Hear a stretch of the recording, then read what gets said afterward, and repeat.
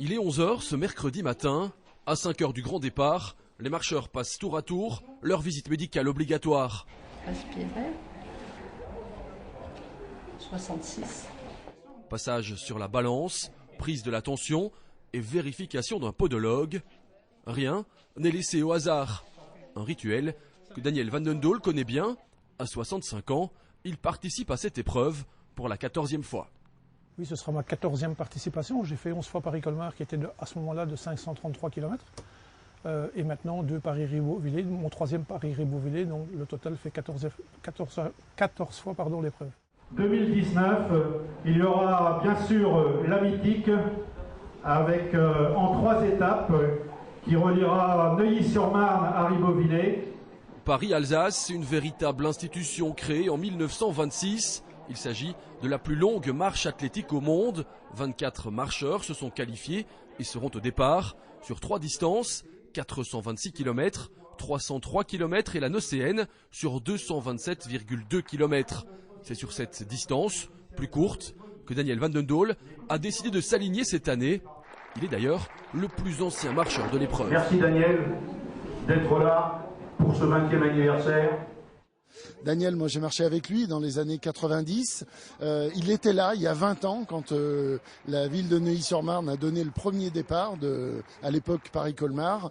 Et je suis très très content. Il a dit qu'il finirait sa carrière ici cette année en 2019, mais je suis content qu'il soit là au départ. C'est compliqué de continuer à organiser ce genre d'épreuve année après année. C'est compliqué sur un point administratif. Aujourd'hui, par rapport à l'utilisation des routes, la circulation routière n'est pas interdite. Donc c'est vrai que c'est compliqué. C'est compliqué aussi de trouver des marcheurs qui ont de plus en plus de mal à s'entraîner, à vouloir aller aussi loin comme ça, faire aussi longtemps de la marche. Ça a l'air bizarre parce que marcher, tout le monde sait. Mais en vitesse comme lui il fait, c'est impossible ça. Parce que Daniel, il faut tenir compte, il est encore dans les 10 meilleurs marcheur sur 100 km au monde maintenant, à l'âge qu'il a. Et ça, c'est incroyable parce que personne ne veut le croire et pourtant c'est la vérité. Daniel est quelqu'un de... Il sait ce qu'il veut. Il a quelque chose dans la tête. Je crois qu'il veut y arriver absolument. Je crois que c'est ça qui l'a fait faire toutes ces épreuves parce que si je n'avais pas un moral d'acier, il n'y arrivait pas. Et je crois que quand il se met un but, il veut y arriver absolument.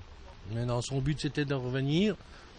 Moi, je crois que cette année, il va revenir. Maintenant, ce sera à lui de juger s'il veut encore revenir après. Ce soir-là. Vous avez de l'admiration pour ce qu'il fait? Bien sûr, tout à fait. C'est pas à la portée de tout le monde, je crois pas. Marcher durant 4 jours presque sans s'arrêter, repousser ses limites dans un effort hors du commun. Un exploit que s'apprête donc à relever le marcheur lensois, accompagné de son équipe.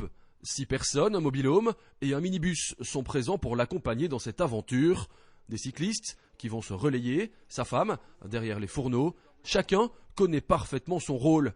Après avoir été contraint à l'abandon lors de ses 2 dernières participations, sur arrêt médical et suite à un accident, l'objectif est clair, terminer l'épreuve et arriver samedi à Ribeauvillé. Je veux dire, l'objectif il est clair, c'est de passer la ligne d'arrivée et puis là je crois que mon livre d'histoire sera terminé.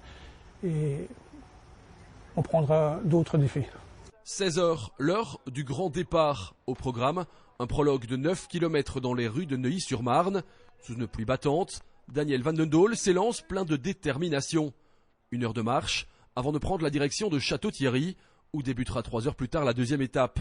Vitesse moyenne, 10 km/h, un rythme effréné et une démarche chaloupée qui peuvent surprendre au premier regard.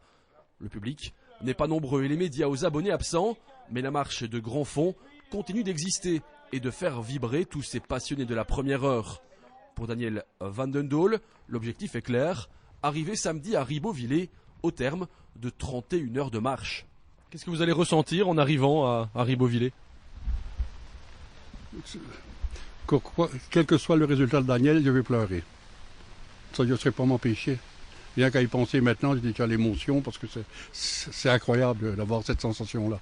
D'y arriver déjà. Parce que c'est bien de gagner, évidemment, il y en a qui gagnent, mais y arriver. L'année que Daniel est arrivé 3e, c'est une performance. Il avait fait 515 km à ce temps-là. C'était une performance incroyable. Ça. La Belgique Il porte le 241. Allez, au passage, applaudissements pour Daniel Van-den-Dole. Ça va vous manquer si vous ne venez plus sur Paris-Ribeauvillé? Oui, ça va terriblement me manquer. Ben, on ne sait jamais, la vie est encore longue, hein, j'espère. Et le convaincre de continuer peut-être? Je n'oserais pas vous le dire devant sa femme parce qu'elle va me tuer.